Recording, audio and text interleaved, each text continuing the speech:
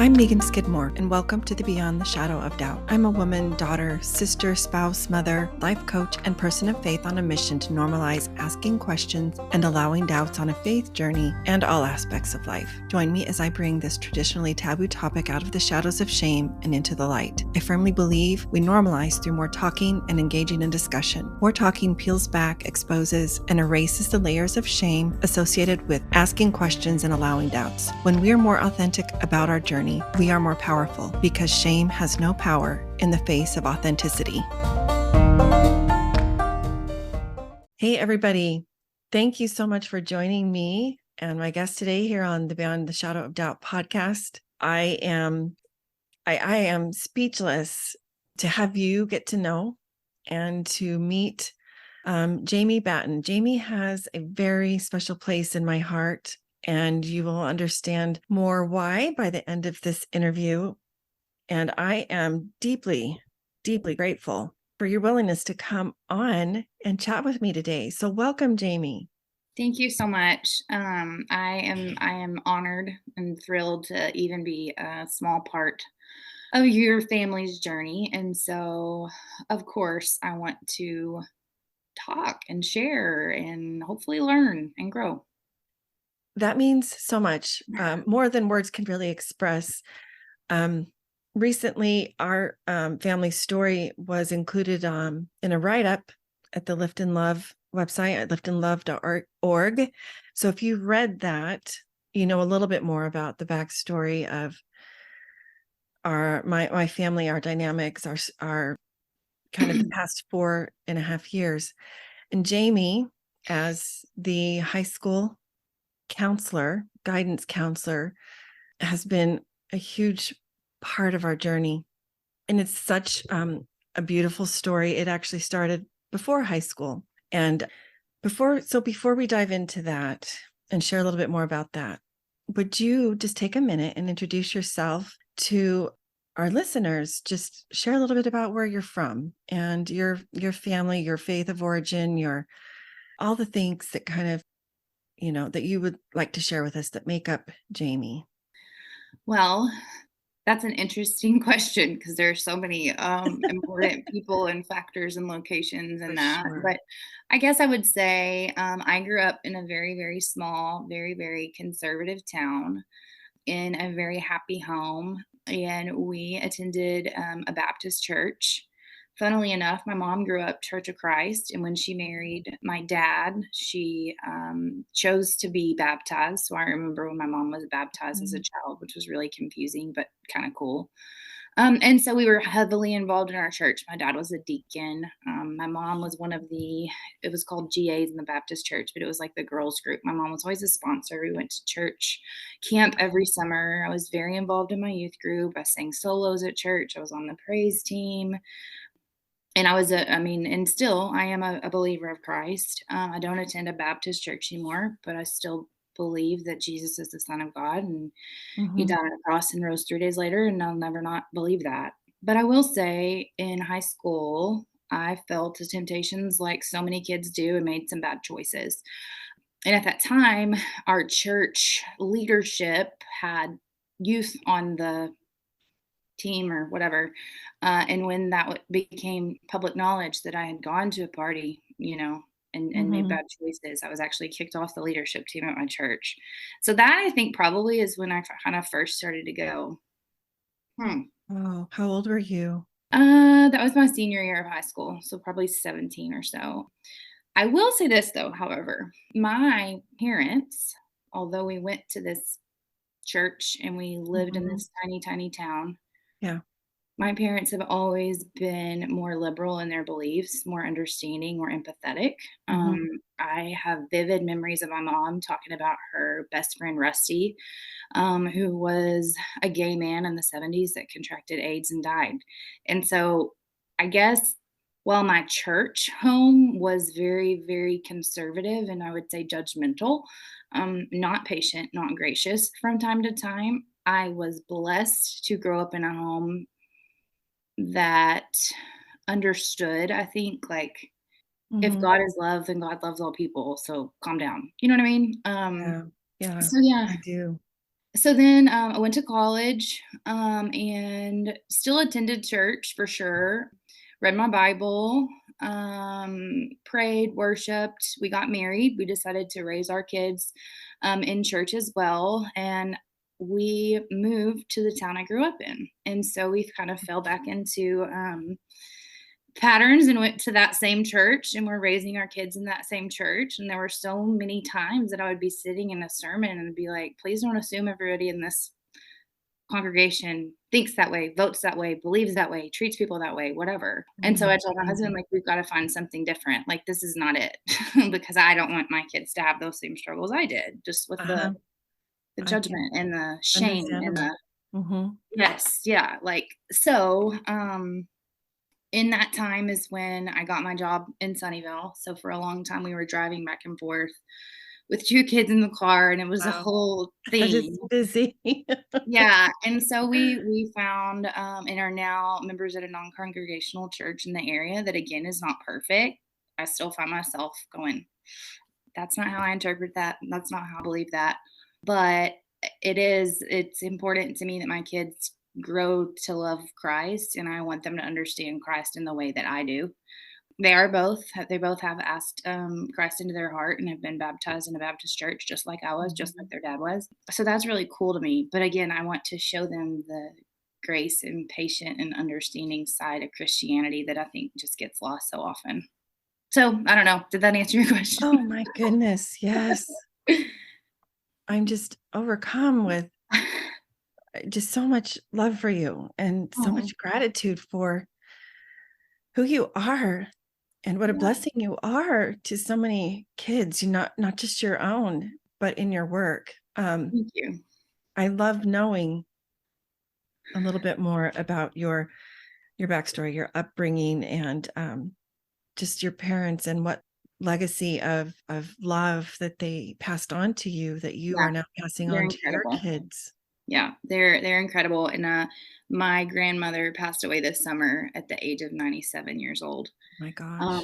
And she was incredible. She was my person. She was my hero. And she would often say things like, God just wants us to love all people, all people. And so she absolutely welcomed gay people into her home. Like, I don't know. I come from a legacy of people I think that just get it and are continuing to grow and get it even more with the relationships I have with students and friends. And I don't know. Mhm. I am certainly blessed to have grown up like that for sure. You come from a line of trailblazers of Yeah, I do. 97 Yeah. and she gets it. It's all about love. Yes.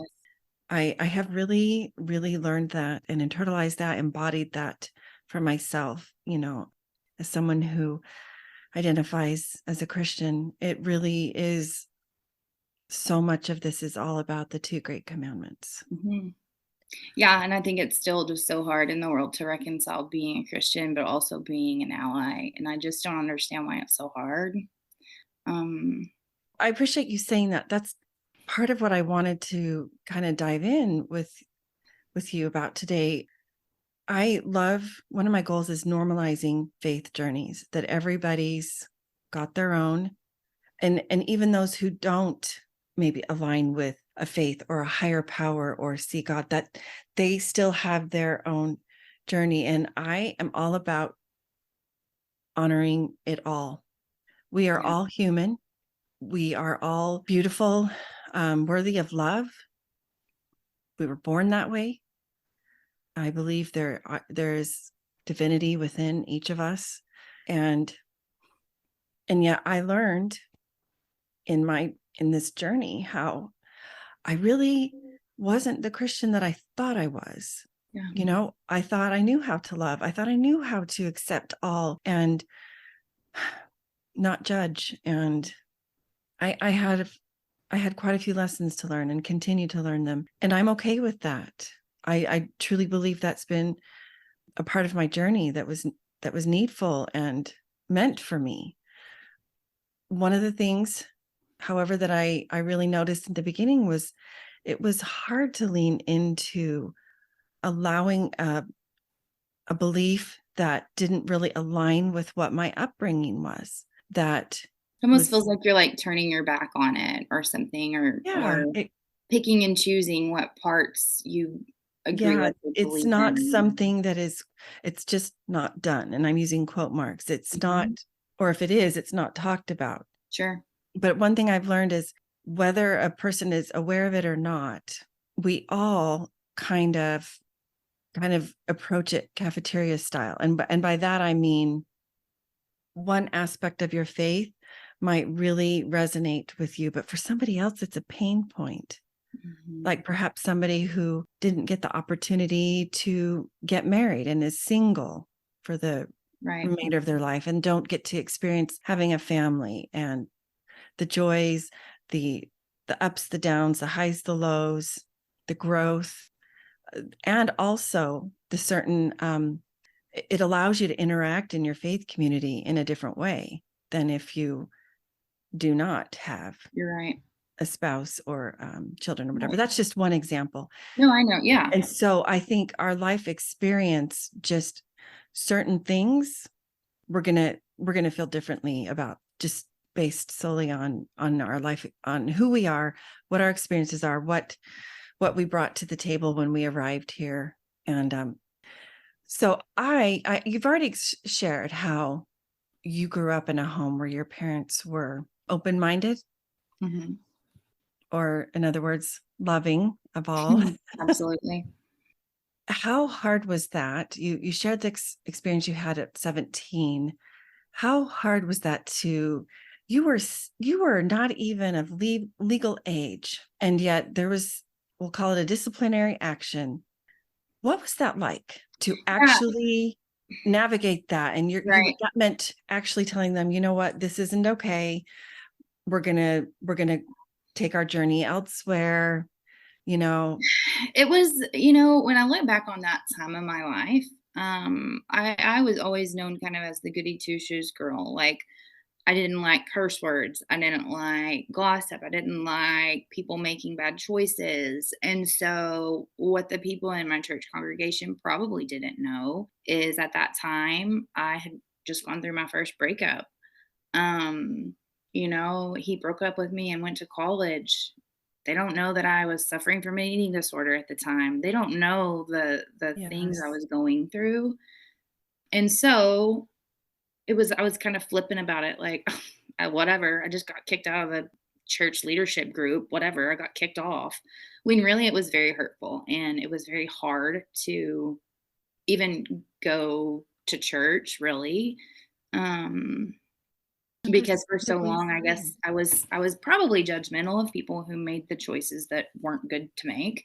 I loved them and made them feel welcome, but when they would come to church, I'd be like, I know what you did last night, Mhm. And so then to become a person that was making choices I wasn't proud of course, that was really hard and it was really judgmental. But it was during that time when I started being rebellious. My parents knew something was up. Mhm. I was being very deceitful. Of course, I mean, as a teenager that was heartbroken. It's that something my mom has told me my whole life is there is never, ever anything you can do that will make me stop loving you. She said it all the time. And so it finally became like I didn't necessarily share with her how I was feeling or what I was going off to do, but she would say, just tell me you're safe. Just tell me you're safe. And when you're ready to talk, just know there's nothing you could ever do to make me stop loving you. So with my parents, it was, I mean, I think they probably did disagree with that. And knowing my mother, she maybe even called the pastor and shared with them how upset she was by that because she's not afraid to do that. Um, but I think at the time it was just like, Sure. whatever, it's flippant. And I think now that I work with high school students, I see like that was really crappy. Like, that was a really hard time for me. But I think in the time I just didn't have the capacity Mhm. to realize like I don't know, my whole identity I guess had changed under the eyes of this congregation of people that watched me grow up. Yeah, and I mean, you were 17, right? And you weren't fully developed, literally. Right. Right. Your cognitive abilities, your emotionally, mentally, spiritually, you were Right. still very much Child. in a Mhm. growth phase. And so, I mean, it makes sense to me then after you felt very harshly judged, that doesn't it make sense that you would then do it with others around you? Right. We do these things without even realizing it. And when that's kind of the environment that you're in, it kind of perpetuates itself. Um, And I do want to say, like, even in talking about that story, and it, it was a small blip in my story and journey. yeah. That church still embraced me, of course, and loved me, and there are dozens of people from that congregation I could call right now, and they would be here in a heartbeat and have gotten me Mhm. through some hard times for sure. So I want to make it really clear, like, Yeah. while those they're really still really great people and it's still a great place. It's just hard. It's hard because church shouldn't be where you feel judged, whether it's intentional or not. Mhm. Does that make sense? It does. It absolutely does. And yes, I hear you loud and clear. I think that's why what you said is really important. I think that's why I wanted to create this podcast and have a place. This is a judgment-free zone. Mhm. This is a place where I feel very strongly about allowing my guests to share just honestly what their Right, story is and where they're at, where they've been. And there's a difference between sharing it in a factual way. right. That's really and truly what happened to you. That Yeah, was your experience versus in a pejorative or yeah. I don't wanna be malicious parent. or Yeah, yeah, exactly. And you're not at all. You're just no. sharing something. And hopefully through this sharing, right, we learn. Right, We get new information. We see a different perspective through someone else's eyes. And so hopefully we can internalize that and then it affects us moving forward. right. And my hope is always that other parents, extended family members, or whatever, especially of those with teens and young adults, learn something that might help them Yeah, love absolutely. their people And a little navigate bit hard times with grace. deeper. Yeah. Mhm. Yeah. So when you were now or then, what did it can you share what did it does a conversation or did a conversation with your parents or even leaders sound like when you had questions, when you had concerns, things that you weren't sure about? Like, about my faith? Yeah, Yeah. that you just wanted to talk about and they You were know, genuine questions. okay, so I can remember actually as a kid, a really hard, weird, I don't know the right word to navigate, but I, as a kid, started thinking about how the Bible says that Jesus is not gonna come back until every nation, every tribe, and everybody has been given the gospel of Jesus.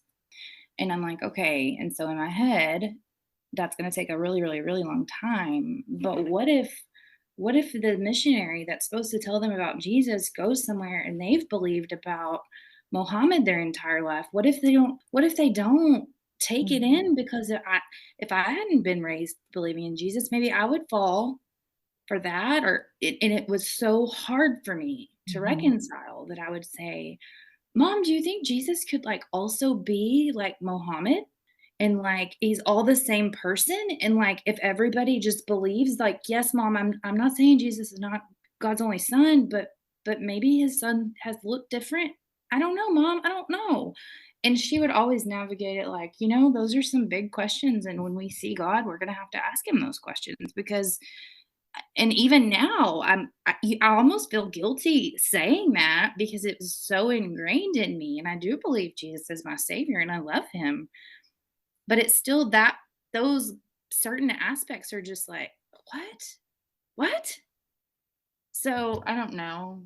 I mean, my parents are just, like I said, just open and willing to admit, mhm, "I don't know," and willing to say, "I kinda wondered that same thing," instead of just, like, blindly, "Don't mhm. say that out loud. They're gonna take away your salvation." Like, no.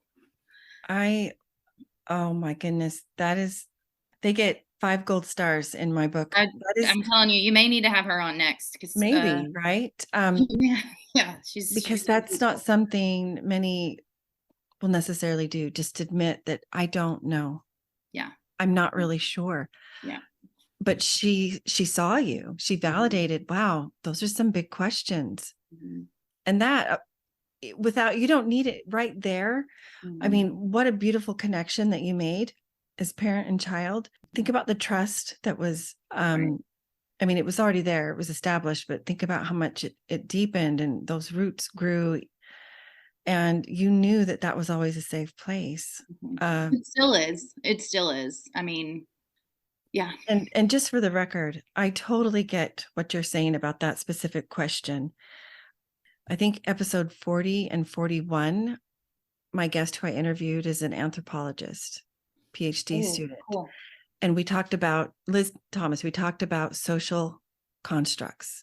Mhm. And so I thought of that as you were speaking, Yeah. like their Mohammed might be who we understand to be Christ. She compared a social construct to I'm gonna have to a listen to that castle, one. Yeah. right? We have a place where we live and maybe we call it a castle. They have a place, maybe they call it a castle or something else, but it's all based on what your reference points are. And it's only been in the past couple decades really that we have more information about people worldwide because of Mhm. the internet. Correct. And so, yes, that's a perfectly legitimate question that you asked in your youth. And doesn't it make sense that God is mindful of all of their children, no matter what part of the world, and they're going to understand concepts. They might have a different vocabulary Sure. for them, right? Yeah. But yeah, such a fascinating, awesome question. I love that so much. You're a deep and free thinker. You have been. I can Yeah. tell from the time you were young. Pretty curious about lots of things and very concerned about other people. Like, oh my gosh, we have to go be missionaries and tell these people about Jesus. Like, yeah. And I think that's, yeah, I think, well, anyway, this isn't about contemplating, but I really do think love is a big part of that message. I agree. I believe love is a big part of sharing that divine love that is greater than us all. Right. And that's in some cases how people get introduced to the concept of a greater power, a Right. higher power. Right. So I want to shift a little. So knowing a little bit more about who you are, Jaymie, it makes perfect sense. In retrospect, when I look about key points in my journey, in my kiddos' journey, and then by extension, my family's journey, starting in 2019. If for those listening, if you've read my story, and if you haven't, I encourage you to. That's a story that's not easy to share. And so I'm glad it's in writing and that I don't have to say it again because I Right. cried a lot through that interview. Yeah. But at one point I talk about, or the article shares how my kiddo was called to the office. And at this point it was still middle school. It wasn't high school. And it was because of some very problematic texts that expressed self-harm. And so that particular day, the counselor of the middle school was out, I believe at a conference. And so when I went to the school, you were there. I was. I remember that day so well. Do you mind sharing a little bit like what happened and what your Yeah. viewpoint of it all So I was? I certainly want to continue to respect AJ's things he shared with Yeah. me that Oh, day. yes, absolutely. Yes. But the gist of it was I'm struggling with my sexuality and my parents are Mormons and really conservative and they're never going to understand this. This is like the biggest sin. Like they can't know that part, Miss Batten. When you call them, you can tell them I'm cutting. You can tell them that I may even want to kill myself. Like, but you can't tell them that part. And so I just looked at him and I said, "Here's the deal. I love people. I love people that like boys, girls, both, neither, purple people. I don't care. Love is love. And you need to know with me, love is love. And that's it." and don't worry about it. And so those conversations when the parent finally gets there, and it's the hardest part of my job, of course. It's so hard to navigate that conversation because most of the time the parents are completely blindsided. They always know something's going on with their kid. They don't know what it is.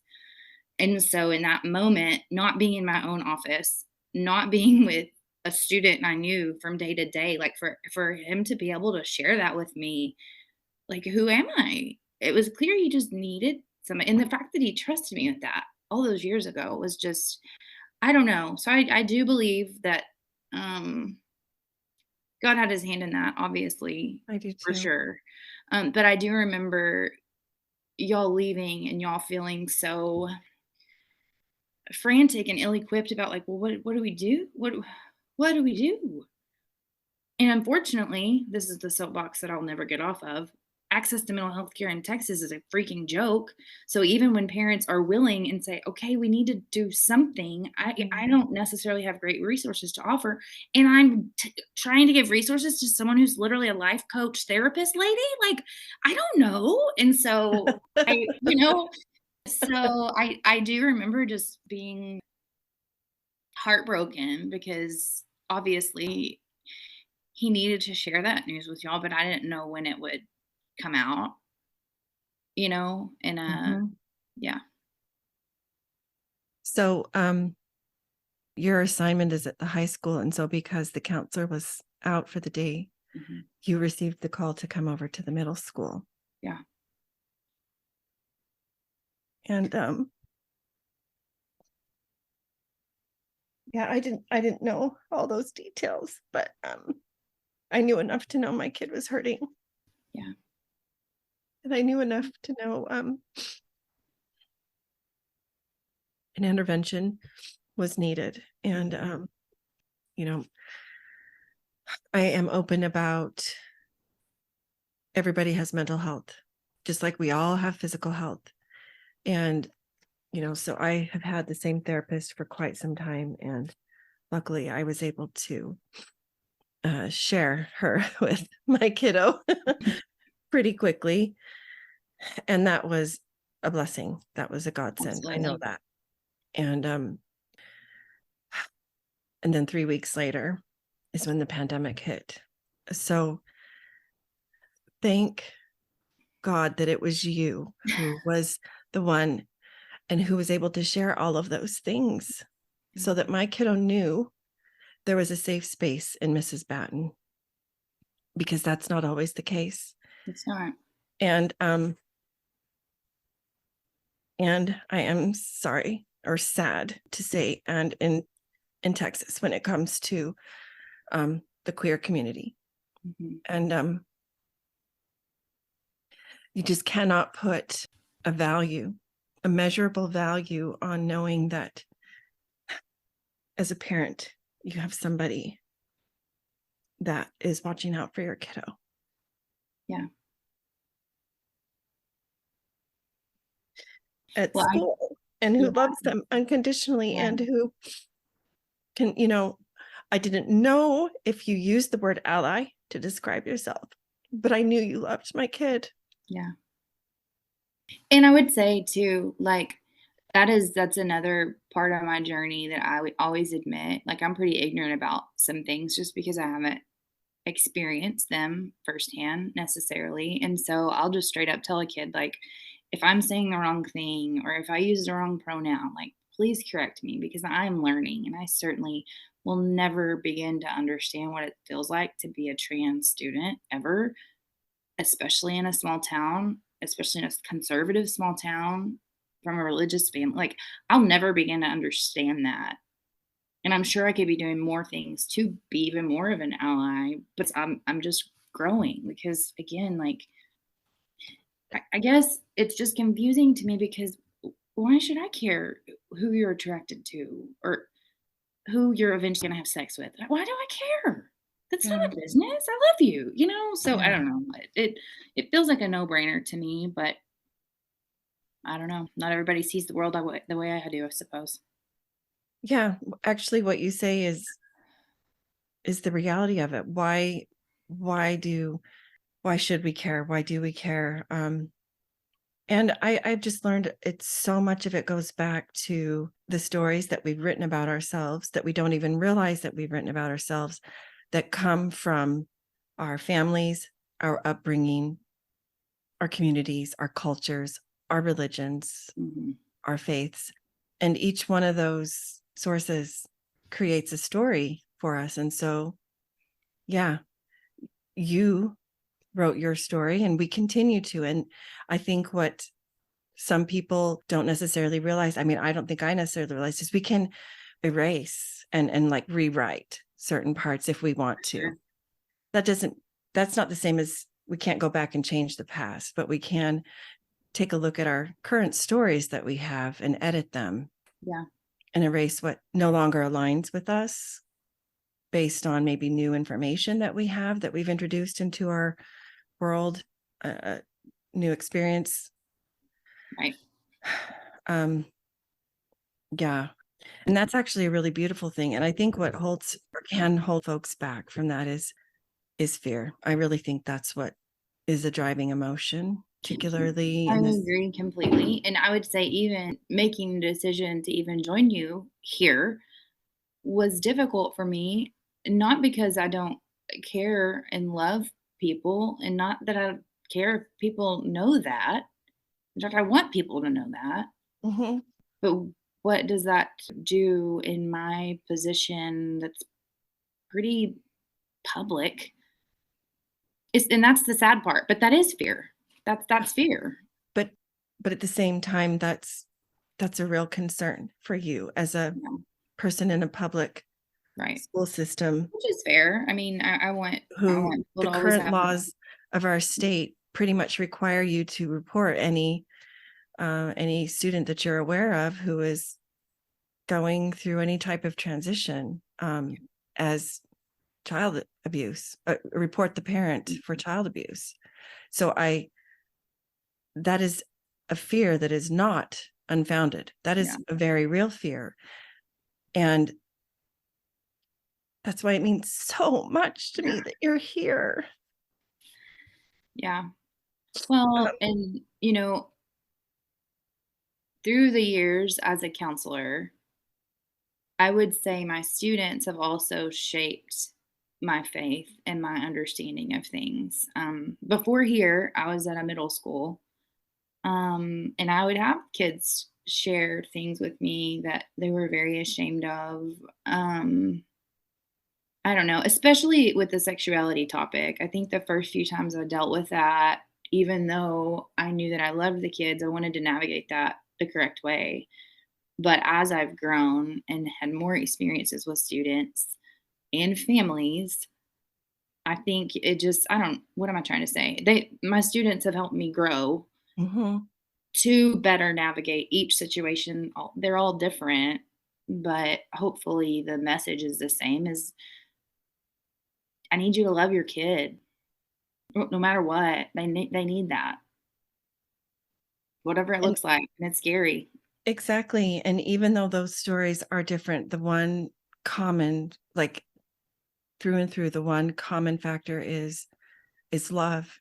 And I Mhm. really and truly believe you cannot make a mistake if your heart, I mean, you are genuinely the best, doing the best you know how with the information that you have. And My when you, mom says that all the time. We do yeah, the best we can with the information we have. She yeah, says that all the time, and it's so true. it I am is. probably a much better mom today than I was 3 years ago, than I was 6 years, whatever. Well, duh. We do the best we can, and I tell students that too. Your parents really genuinely are probably doing the best they can. They don't know how. They don't know how to talk to you about this stuff. They love you, you know? And it is. I mean, that's all you can do as a human is Right. try And your and I best. and I genuinely think that most parents are doing the I best that agree. they know how with what information they have at the time. And I've thought about this a lot, just in general. If you look at our society, and we're in the United States, I know other countries listen to this podcast, but and I've had a few others who live out of our country come on the podcast. So I can really only speak to the United States. But as a culture, I mean, historically, we don't talk about sex or sexuality or anything related to that topic, at least in an open way. Well, and honestly, in a less open way. Some homes don't really address or talk much about it because of how the story that's been painted around it over time. And I I think, think, yes, I think you're hitting it on the head. I think if it's talked about in a way that is shame driven mhm. outside of marriage.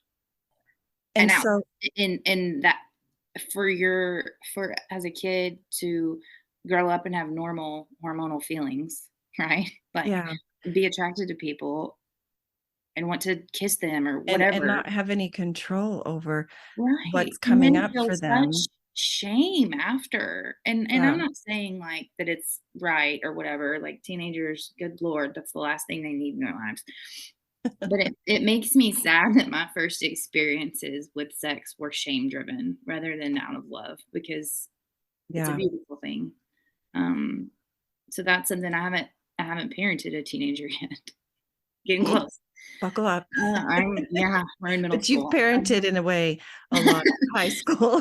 But that is something, again, like, I hope to communicate about that topic in a different way. Even my own kids are, like, just so not bothered. They've got a couple of students in their classes that have, like, 2 dads or 2 moms, or, there'll be, like, a Yeah. same-sex couple or whatever on a commercial, and they're just, like, so not bothered because it's just not a thing at our house, like, whatever. Mhm. But I know, like, when, that movie, what was it? The Buzz Lightyear movie came out, and there was, like, one scene of 2 female lovers, like, embracing. I don't even think they kissed. The world lost its mind. And I'm like, why do you care? And if you Mhm. parents would And they were stop even freaking out about toys. such things in front of your children, Yeah. then maybe they could see the world through the eyes that make sense. I don't know. Anyways. It's so true. We do pass on our lenses to We an do. extent through which And we I'm view thankful life. for my mom's lens, so I get Yes. that. But I think Um, that's where knowing that we are the writers of our story, and if we want or see a need to edit parts of it, it doesn't need to mean that whoever you got that story from is a bad person, or right. that um, anything went wrong. It just means you're learning, you're Mhm. understanding things differently, and you can see perhaps a higher, better way of living life. You know, admittedly, if I'm if I'm just being honest, I I'm sure there are conversations I would not have had, or Mhm. reading and research I may not have done without this journey as a Mhm. parent of an LGBTQ plus kiddo, and particularly one who identifies as transgender. Take that the idea we just talked about, that we don't really as a society talk about sex. It's an uncomfortable topic. It's for especially in a faith-based community. And then add to it the topic of something that has traditionally been taught as wrong or bad. Um, that's really, really uncomfortable. Those are conversations most aren't going to try to just feel the discomfort that comes with that, or feel the uneasiness, especially when it's connected to a person's level of worth or Mhm. goodness or level of spirituality and so on. When it's connected with that, it's just, and that's why I feel so strongly about normalizing questions and doubts on a faith journey. It took me a while to lean into this idea of just finding out information. Yeah.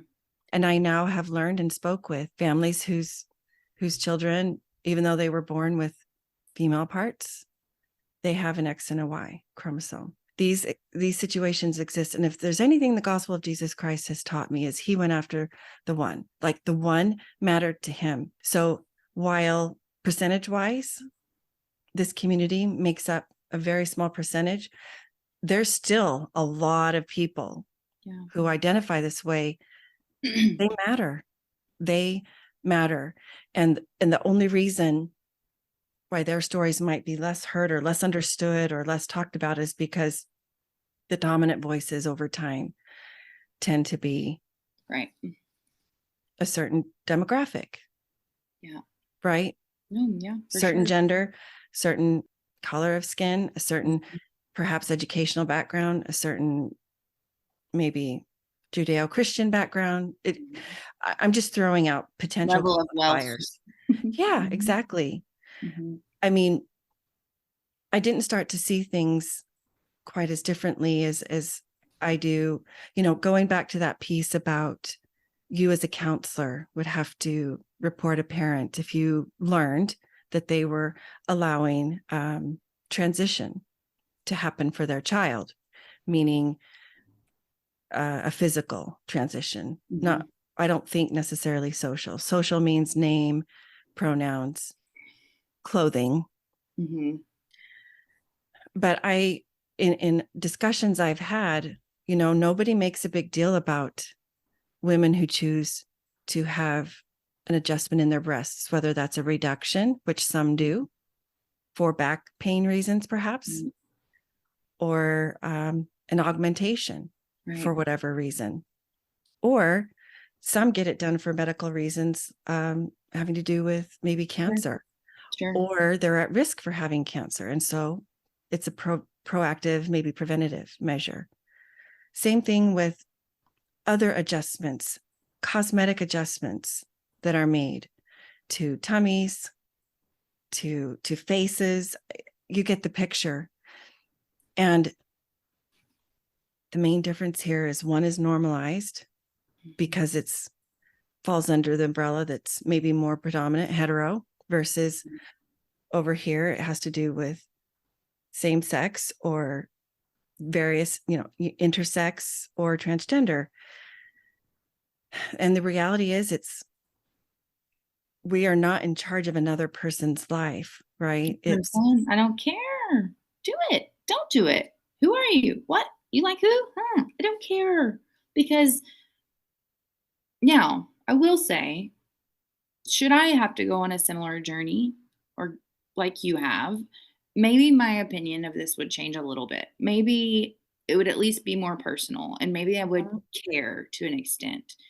I'm not saying that I would navigate that beautifully, but if I'm just talking about random student, random man passing me in the mall, like it doesn't affect me in my Mhm. day-to-day basis. Like I don't care. Like And I yeah, appreciate you saying that, Jaymie, yeah, and that's fair. And and that's okay because you're allowed to live your life, right? right. Just as hopefully everybody else is as well. That's not always the case. And I think that's why I feel strongly about just bringing stories of different experiences and different lived realities into a more mainstream availability. And so thank you for saying that Absolutely. because as a parent, yeah, that's part of your role as being parent. Mhm. Um, yeah, there's no easy answers. And I would add to that, there's no definitive answers. I think it's something that is personal. Mhm.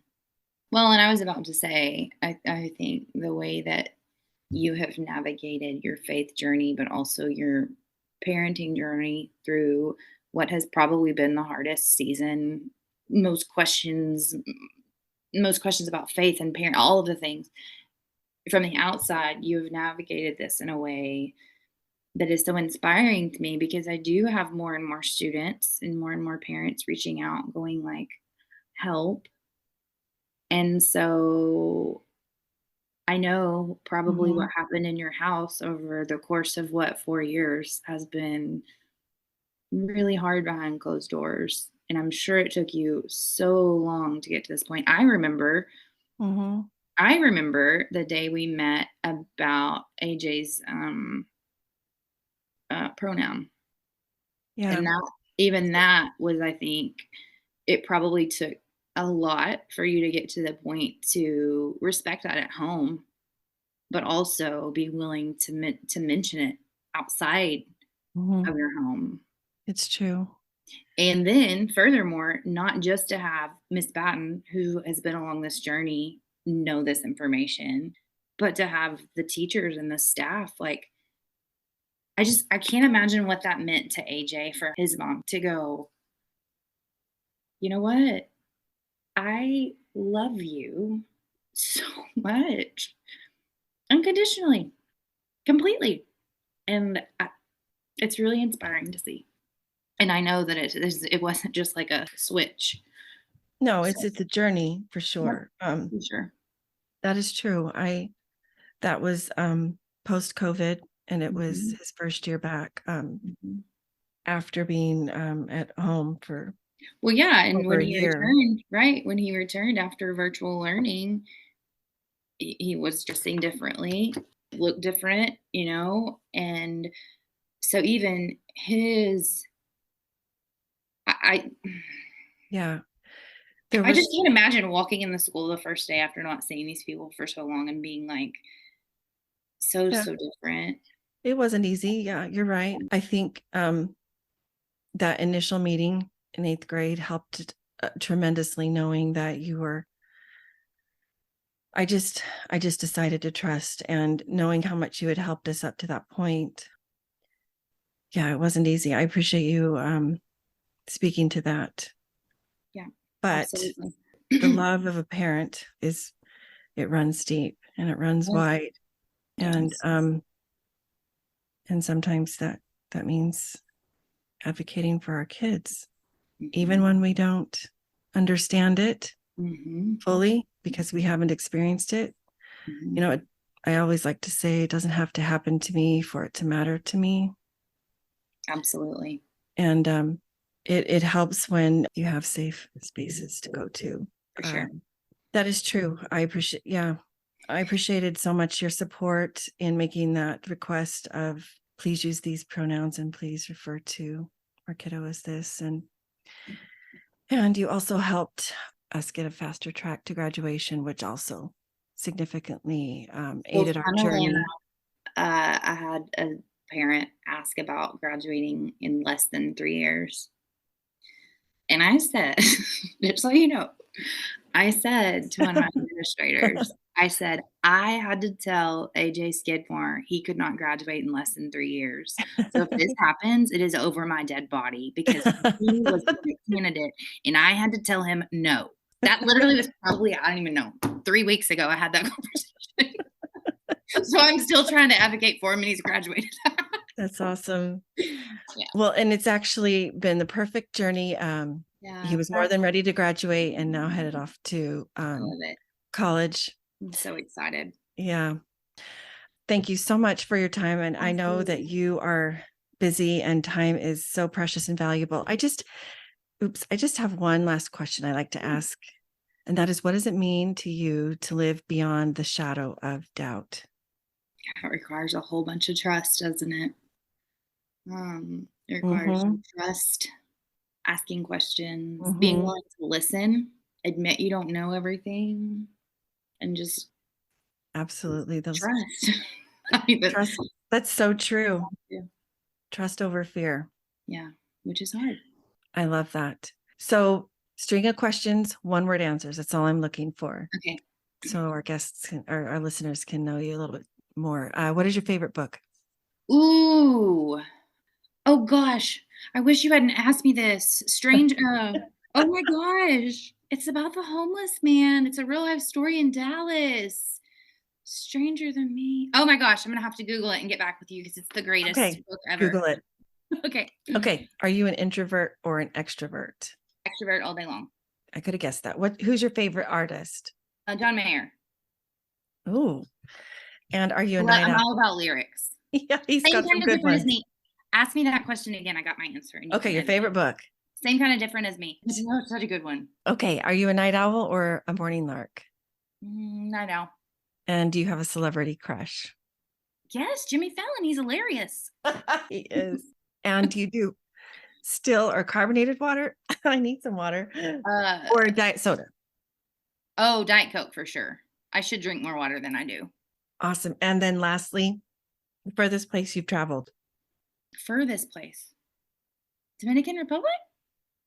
Oh, Jamaica, Cayman yay. Islands, whichever one of those is furthest. Caribbean. Yeah. Fun.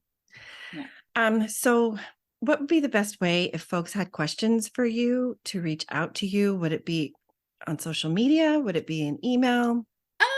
Yeah, you could do my social media. It's at Jaymie Batten. That's on Okay. Instagram. Okay. Yep. I will put that in the show note. Okay. Thank you. You are amazing. We're so Well, I don't know blessed to about have you in that. Sunnyvale. Our family personally was blessed by you. And I feel so, so grateful that you came on and talked to me today. Absolutely. It was a Thank you. pleasure. Visit meganskidmorecoaching.com to find this podcast and additional free resources, including the link for a complimentary coaching session. Follow me on Facebook or Instagram for more or to send me a DM. Help the podcast grow. Please follow, review, and share with a friend.